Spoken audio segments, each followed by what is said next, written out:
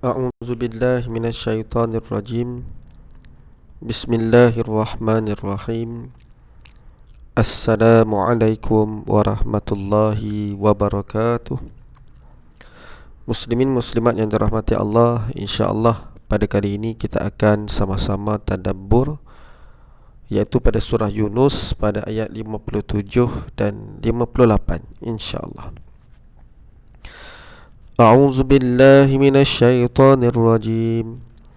يا أيها الناس قد جاءتكم موعظة من ربكم وشفاء لما في الصدور وهدى ورحمة للمؤمنين قل بفضل الله وبرحمته فبذلك فليفرحوا هو خير مما يجمعون. Sadaqallahul azim. Firman Allah Ta'ala yang bermaksud, wahai manusia, sesungguhnya telah datang kepada kamu pengajaran, yakni Al-Quran, dari Tuhanmu, dan penyembuh bagi penyakit-penyakit yang berada dalam dada, dan petunjuk serta rahmat bagi orang-orang yang beriman. Katakanlah, dengan kurniaan Allah dan rahmatnya, hendaklah dengan itu mereka gembira. Kurniaan Allah dan rahmatnya itu adalah lebih baik dari apa yang mereka kumpulkan. Muslimin muslimat yang dirahmati Allah, terlebih dahulu mari kita lihat tafsiran ringkas pada kedua-dua ayat ini. Tafsiran pada ayat ke-57 yang saya rujuk dalam tafsir Al-Muyassar, Allah menyampaikan kepada manusia tentang keagungan Al-Quran. Al-Quran telah diturunkan kepada mereka yang mengandungi pelajaran bagi mereka dari Sang Pencipta, agar menjadi peringatan, pengubat hati, penyelamat dari kepercayaan dan hawa nafsu yang rosak, cahaya yang melenyapkan kegelapan jahiliyah, dan juga petunjuk menuju kebenaran dan rahmat yang besar bagi orang-orang yang beriman kepada Allah dan Rasul-Nya. Manakala pada ayat selanjutnya, iaitu ayat ke-58, yang saya rujuk dalam tafsir Al-Misbah, Syekh Quraisy Shihab menyatakan, wahai Rasulullah, katakanlah kepada mereka, bergembiralah atas rahmat dan kurniaan Allah kepada kalian dengan diturunkannya Al-Quran dan dijelaskannya syariat Islam. Sungguh hal ini adalah lebih baik dari seluruh kesenangan dunia yang dapat dikumpulkan manusia, kerana ia merupakan santapan rohani dan penyembuh segala penyakit hati. Muslimin muslimat yang dirahmati Allah, suka untuk saya kongsikan sedikit ataupun beberapa sudut pandang dan renungan daripada ayat ini. Yang ayat ni sebenarnya nak menyebutkan tentang sifat-sifat Al-Quran. Seperti mana yang kita maklum, Al-Quran merupakan kalamullah, yang mana bila kita baca Al-Quran, ianya akan memberi impak kepada kita. Jadi di sana terdapatnya pelbagai makna Al-Quran yang diterjemahkan dalam kalimah yang pelbagai. Ada yang disebut Al-Quran dengan kalimah zikr, ada yang menyebut kalimah Al-Quran dengan kalimah Al-Kitab, ada juga dengan kalimah Al-Mau'izah, ada juga dengan kalimah Asy-Syifa. Dan kalimah-kalimah itu, kalimah perkataan itu adalah merangkumi akan sifat-sifat yang disandarkan kepada Al-Quran. Jadi apa yang boleh kita pelajari? Yang pertama, terdapat sekurang-kurangnya ada 4 sifat yang disebutkan dalam ayat ini. Yang pertama, sifat Al-Quran itu pengajaran, menjadi pengajaran dan juga peringatan. Jelas sebagaimana dalam ayat, ya ayuhan nas qad ja'atkum mau'izah. Tengok ya, kalimah ni dalam ayat ke-57 Allah menggunakan kalimah mau'izah yang mewakili maksud Al-Quran. Mau'izah tu sebagai peringatan. Jadi peringatan tu apa? Yang ni ayat-ayat Al-Quran yang dijadikan sebagai peringatan. Jadi bila kita cuba analisa, kita melihat kepada ayat-ayat yang lain terkandung dalam Al-Quran. Sebentar tadi saya sempat untuk buat sedikit telaah dan juga kajian sedikit. Bagaimana subhanallah ya, bila kita baca surah Al-Qamar, dalam surah Al-Qamar ada menyebutkan ayat, yakni ayat a'udzubillahi minasyaitonirrajim, walaqad yassarnal qur'ana lidzikri fahal min muddakir.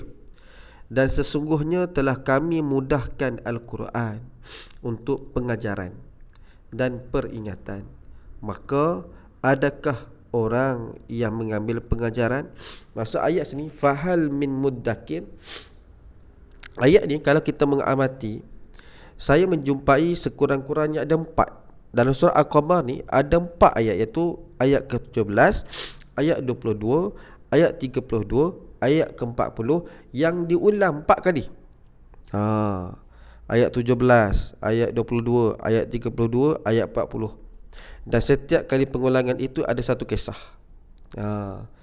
Iaitu bagaimana pertama pada ayat yang ke-17, walaqad yassarnal qur'ana lidzikri fahal min muddakir. Ayat ini didahului dengan kisah, iaitu kisah kaum Nabi Nuh alaihi salam. Jadi bagaimana Allah Subhanahu wa taala menceritakan kepada kita perihal kaum Nabi Nuh.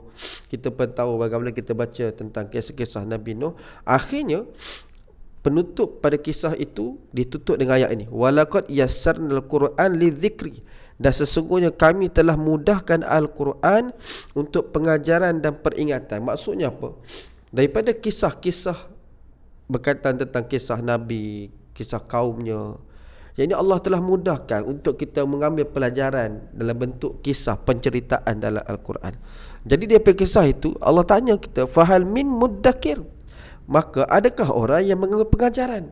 Yakni adakah orang di kalangan kita yang baca ayat-ayat ini, kisah-kisah ini, yang mengambil pengajaran daripada kisah tersebut? Begitu juga pada ayat yang selanjutnya, iaitu menceritakan pula tentang kaum Ad, iaitu kaum Nabi Hud alaihi salam, bermula pada ayat 18 sampai ayat ke-22. Subhanallah, diulang sekali lagi. Kemudian selepas diceritakan tentang kaum Ad, diceritakan pula tentang kaum Samud, iaitu kaum Nabi Saleh alaihi salam, iaitu bermula pada ayat 23 sampai ayat 32. Subhanallah, diceritakan. Maka diulang sekali lagi. Maka adakah orang yang ambil pengajaran daripada kisah itu? Manakala disebutkan pula selepas kisah kaum Samud, disebutkan pula kisah kaum Nabi Lut alaihi salam. Dan bermula pada ayat 33 sampai ayat ke-40. Subhanallah, diulang sekali lagi. Maka adakah orang yang mengambil pengajaran? Dan selepas kisah Nabi Lut, selepas itu dikisahkan pula tentang Firaun. Maka di sana Allah Subhanahu wa taala menyebutkan bahawa mereka ini kesemuanya akan dibinasakan. Kan? Muslimin muslimat yang dirahmati Allah. Maka dalam Al-Quran Allah Subhanahu wa taala menggunakan kalimah peringatan atau pengajaran yang merujuk kepada Al-Quran itu sendiri. Jadi ini sifat yang pertama. Yang kedua, iaitu sebagai syifa, penawar ataupun penyembuhan. Khusus pada surah Fussilat ayat 44, Allah Ta'ala berfirman, walau ja'alnahu Qur'anan a'jamiyan laqalu laula fussilat ayatuhu a'jamiyun wa arabiyyun qul huwa lilladzina amanu hudan wa shifaa'un. Dan sekiranya Al-Quran kami jadikan sebagai bacaan dalam bahasa selain bahasa Arab, a'jami, selain daripada Arab, nescaya mereka mengatakan, mengapa tidak dijelaskan ayat-ayatnya? Adakah patut Al-Quran dalam bahasa selain bahasa Arab sedang Rasulnya orang Arab? Katakanlah wahai Muhammad, Al-Quran adalah petunjuk dan penyembuh bagi orang-orang beriman. Dalam ayat ni nak menyebutkan penawar dan penyembuhan ini dari sudut apa? Masalah hati. Kan? Orang-orang kafir ni buatlah macam mana pun, orang musyrik ni buatlah macam mana pun, mereka akan cari alasan 1000 alasan untuk menafikan, kan? Jadi sebab itu Al-Quran itu sebenarnya datang daripada dalam bahasa Arab agar memudahkan untuk disampaikan apa yang terkandung dalam Al-Quran kepada manusia pada waktu itu. Kemudian yang ketiga iaitu Al-Quran yang membawa maksud hidayah, petunjuk. Dalam surah Isra ayat ke-9 Allah Ta'ala berfirman, Inna hadzal Qur'ana yahdi lillati hiya aqwamu wa yubashshirul mu'minina alladhina ya'maluna as-salihat anna lahum ajran kabira. Sungguh Al-Quran ini memberi petunjuk ke jalan yang paling lurus dan memberi khabar gembira kepada orang mukmin yang mengerjakan kebajikan bahawa mereka akan mendapat pahala yang besar. Makna kata yang Al-Quran ini sememangnya menjadi hidayah, petunjuk, hudan kepada orang-orang yang mengambil pelajaran daripada Al-Quran. Dan yang keempat disebutkan pula rahmah, yakni kasih sayang. Boleh rujuk pada surah An-Nahl pada ayat 89. Allah Ta'ala berfirman, wa nazzalna 'alaikal kitaba tibyanan likulli syai'in wa hudan wa rahmah wa busyra lil muslimin. Dan kami turunkan Al-Kitab, iaitu Al-Quran, kepada kamu untuk menjelaskan segala sesuatu sebagai petunjuk serta rahmat dan khabar gembira bagi orang yang berserah diri, yakni orang yang Muslim, yang ditunduk pada Allah Subhanahu wa taala. Jadi muslimin muslimat yang dirahmati Allah, dalam ayat menyebutkan kepada kita akan sifat-sifat ini, iaitu kalau kita rujuk balik pada ayat surah Yunus 57 dan 58, Allah sebut yang pertama kalimahnya mau'izatun, yang juga membawa maksud peringatan, pelajaran. Kemudian syifaun, yang membawa maksud kepada penawar ataupun penyembuhan. Kemudian wahudan, yang merujuk kepada hidayah, petunjuk. Dan warahmah, yakni rahmat bagi siapa? Bagi orang-orang yang beriman. Jelaslah di sini yang orang mengambil pelajaran daripada ayat-ayat Al-Quran, baik melalui rahmat, melalui hidayah, melalui penawar dan juga penyembuhan, dan segalanya itu hanyalah bagi orang-orang yang beriman kepada Allah Subhanahu wa taala. Dalam sebuah hadis daripada Abdullah bin Mas'ud radhiyallahu an, Nabi SAW, maksudnya Al-Quran ini adalah hidangan Allah. Oleh itu hadaplah hidangan Allah ini sepuas hati kamu. Al-Quran ini adalah tali Allah, yakni cahaya yang menjadi petunjuk, cahaya yang terang dan ubat yang mujarab, pengawal bagi orang yang berpegang dengannya, penyelamat bagi orang yang mengikutinya. Sesiapa yang tersesat akan dipandunya, sesiapa yang menyimpang akan dibetulkan. Keajaibannya tiada henti, keagungan dan kemanisan bacaannya tidak akan terjejas walau sekerap mana sekalipun diulang. Maksudnya tidak pernah jemu. Bacalah kerana Allah, kerana ia akan memberikan kamu ganjaran jika kamu membacanya setiap satu huruf 10 ganjaran. Aku tidak katakan alif lam mim sebagai satu huruf, tetapi alif satu huruf, lam satu huruf dan mim satu huruf. Hadis riwayat Al-Hakim. Jadi muslimin muslimat yang dirahmati Allah, jelaslah kan? Kalau bagi mereka yang mengambil pelajaran daripada Al-Quran, nescaya mereka akan dipandu dan mereka tidak akan terpesong daripada jalan yang benar. Dan begitu juga disebutkan bahawa yang Al-Quran itu lebih baik daripada apa yang mereka kumpulkan. Yang ini kita rujuk pada ayat yang ke-58, bila mana Allah Subhanahu wa taala berfirman, dengan kurniaan Allah dan rahmatnya, hendaklah dengan itu mereka bergembira. Sebab apa? Sebab kurniaan Allah dan rahmatnya itu adalah lebih baik dari apa yang mereka kumpulkan. Jadi nak sebut bahawa sememangnya Al-Quran yang mengandungi rahmat dan juga mengandungi kurniaan daripada Allah ini adalah lebih baik daripada apa yang dikumpulkan oleh manusia. Dan di atas muka bumi ini Allah jadikan perhiasan, maka manusia akan mencari sebaik mungkin perhiasan-perhiasan yang ada di atas muka bumi ini. Bagi mereka yang mentadabbur dan menghayati akan ayat-ayat Al-Quran, pastinya telah membaca kisah-kisah seperti Qarun, kisah tentang Fir'aun, kaum Ad, kaum Samud dan golongan mereka yang mensyirikkan Allah, dan banyak lagi kisahnya. Bagaimana mereka begitu rakus, yakni mereka yang disebutkan dalam Al-Quran ini, dengan kelebihan dan kedudukan yang mereka miliki, tanpa sedar bahawa semuanya itu adalah kurniaan daripada Allah Ta'ala. Disebabkan mereka tidak menerima seruan dari rasul-rasul mereka, akhirnya mereka dibinasakan. Contoh, Qarun yang sibuk dengan mengumpul harta kekayaan sehingga lupa kepada Allah yang memberikan rezeki kepadanya. Lalu bagaimanakah kesudahannya? Masing-masing kita baca dalam surah Al-Qasas tentang kisah Qarun. Bagaimana kesudahannya? Bukankah dia dibinasakan? Siapa tak kenal Fir'aun? Bagi dirinya, bagi Fir'aun, dunia ini adalah dia yang punya. Seorang yang melampaui batas sehingga merebut hak Allah, iaitu apabila dia mengakui dan mengisytiharkan dirinya sebagai Tuhan. Sedangkan Nabi Musa dan Nabi Harun sudah berdakwah kepada Fir'aun. Apakah yang terjadi kepada Fir'aun? Bukankah dia ditenggelamkan dalam laut? Na'udzubillah. Dan begitu juga kaum Ad yang berbangga dengan kelebihan tubuh badan mereka sehingga lalai daripada menyembah Allah. Sepatutnya mereka bersyukur, tetapi mereka terus leka dan lalai, bahkan tidak mengendahkan seruan Nabi Hud AS. Dan akhirnya apa terjadi kepada mereka? Bukankah mereka dibinasakan?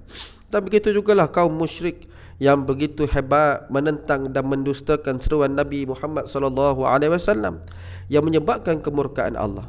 Mereka bangga dengan kedudukan dan keturunan mereka, sedangkan segala-galanya itu adalah pemberian daripada Allah. Bukan sahaja tidak tahu bersyukur, malah melawan kekuasaan Allah dengan mengadakan tandingan, yakni mereka menyembah berhala-berhala yang mana mereka mengakui itu adalah Tuhan mereka. Lalu apakah balasan Allah kepada mereka? Bukankah kita sudah memerhati kepada apa kisah yang berlaku yang telah disebutkan dalam Al-Quran? Jadi ia ini terdapat hikmah. Jadi apakah hikmah dari kisah-kisah yang berada dalam Al-Quran dan memberi kesan kepada diri? Yang pertama, kesan kepada diri orang yang membaca, yang tadabbur, menghayati akan kisah-kisah ini, sekurang-kurangnya yang pertama dapat meneguhkan keyakinan dan keimanan. Sebagaimana Allah Ta'ala berfirman dalam surah Al-Anfal pada ayat yang kedua, Innamal mu'minuna alladhina idza dzukirallah wajilat qulubuhum wa idza tuliyat alaihim ayatuhu zadatkum imanan wa ala rabbihim yatawakkalun. Orang-orang yang beriman itu adalah orang-orang yang apabila disebutkan nama Allah, maka bergetarlah hati mereka. Apabila dibacakan kepada mereka ayat-ayatnya, maka bertambahlah keimanan mereka, dan mereka hanya bertawakal kepada Tuhan mereka. Jadi bila baca Al-Quran semakin meneguhkan keyakinan dan juga keimanan. Sebagaimana kita membacakan kisah-kisah yang disebutkan berkaitan tentang kaum-kaum yang dibinasakan oleh Allah, maka kita yakin bahawa agama yang kita sedang imani ini adalah agama yang benar. Apa yang dibawa oleh Nabi SAW itu adalah perkara yang benar, maka itu akan meneguhkan keimanan. Yang kedua, sekurang-kurangnya memberi kekuatan diri dari sudut spiritual dan juga emosi. Contohnya, ini sudut pandang yang saya boleh beri contoh. Ada seseorang yang menghadapi ujian kehidupan, sering rasa gelisah dan berputus asa. Namun apabila diperkenalkan dengan Al-Quran, barangkali mungkin dia lalai. Ada orang yang baik hatinya, dia kata bacalah Quran, pergilah baca Quran. Jadi dengan dia membaca Al-Quran, dan apabila dia menyebutkan ayat-ayat Al-Quran yang kena dengan situasi masalah dirinya, dia mula mendapati ada nilai positif pada diri. Apabila rasa diri diuji, cepat-cepat dibaca Al-Quran. Bila dia jumpa, dia cuba baca balik ayat yang pernah dibaca. Contohnya ayat ke-286 surah Al-Baqarah, la yukallifullahu nafsan illa wus'aha. Allah tidak membebani seseorang melainkan sesuai dengan kesanggupannya. Jadi bila mana dia baca akan ayat itu, dia teringat, oh, mesti ada ujian, mesti ada hikmah di sebalik ujian yang Allah timpakan pada dia. Jadi ia mampu untuk berikan kekuatan pada diri, dia boleh counter balik masalah-masalah yang sedang dihadapi. Dan yang ketiga, sekurang-kurangnya ia sebagai penawar dan pengubat hati. Contoh, apabila mendapat tugasan ataupun amanah yang berat, baca ayat-ayat Al-Quran tentang kisah para rasul. Akhirnya, bila rasa lemah, rasa takut, rasa kurang keyakinan, terus tatap dan menghayati kisah-kisah pengorbanan para rasul yang lebih berat ujian dan mihnah yang mereka hadapi, dan sekaligus ia dapat diadaptasi dalam kehidupan. Maksudnya, bila hari ini mungkin barangkali kita diberikan tanggungjawab, diberikan amanah kan, untuk menggalas sebagai contoh pemimpin dan seumpamanya, mungkin kita rasa kita tak layak. Jadinya bila baca ayat-ayat Quran, bagaimana kisah-kisah yang berkaitan tentang kepimpinan para nabi, maka di sana kita mendapat kekuatan. Contoh, ketabahan Nabi Ayub alaihissalam ketika mana diuji, bagaimana kehebatan kepimpinan Nabi Daud, Nabi Sulaiman, menyebabkan seseorang itu rasa semakin diri itu perlu mempelajari bagaimana gaya untuk menjadi pemimpin dan seumpamanya. Maka ia menjadi penawar dan pengubat kepada hati. Dan yang keempat, sekurang-kurangnya ia mampu untuk melahirkan rasa ketenangan jiwa.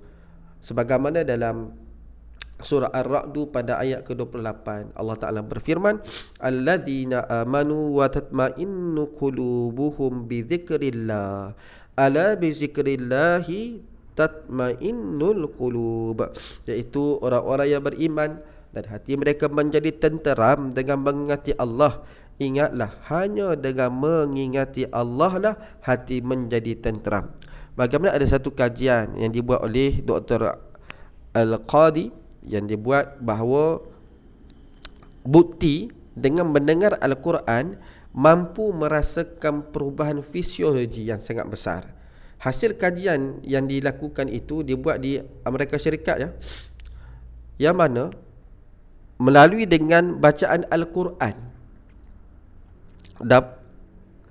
dapat melahirkan rasa ketenangan jiwa dan juga penyembuhan kepada penyakit sebanyak 97%. Subhanallah. Nak mengatakan bahawa itu baru dengar bacaan, belum lagi baca, tahu makna dan juga mengambil manfaat daripada ayat tersebut. Jadi sebut sedikit yang saya kongsi ini, mudah-mudahan beri manfaat kepada semua. Wallahu a'lam bissawab.